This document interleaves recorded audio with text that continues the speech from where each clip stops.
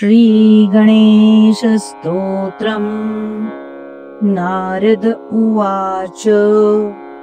प्रणम्य शिरसा देवं गौरीपुत्रं विनायकम् भक्तावासंस्मरे नित्यम् आयुः कामार्थसिद्धये।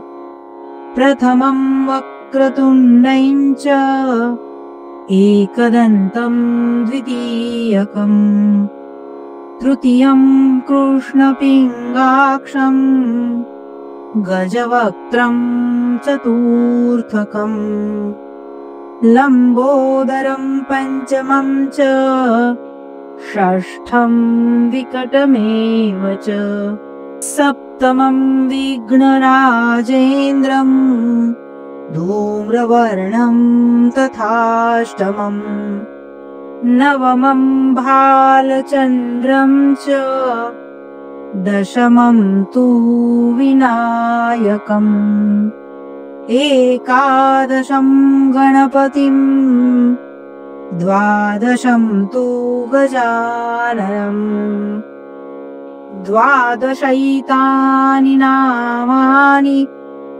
त्रिसन्ध्यन्यः पठेन्नरः न च विघ्नभयं तस्य सर्वसिद्धिकरं प्रभो।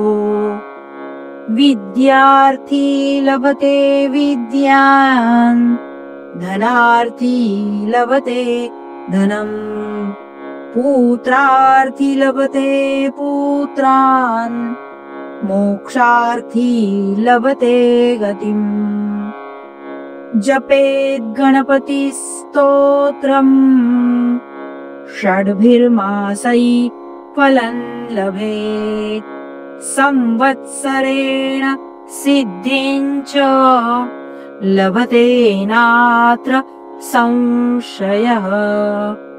अष्टभ्यो ब्राह्मणेभ्यश्च लिखित्वा यः समर्पयेत् तस्य विद्या भवेत् सर्वा गणेशस्य प्रसादतः।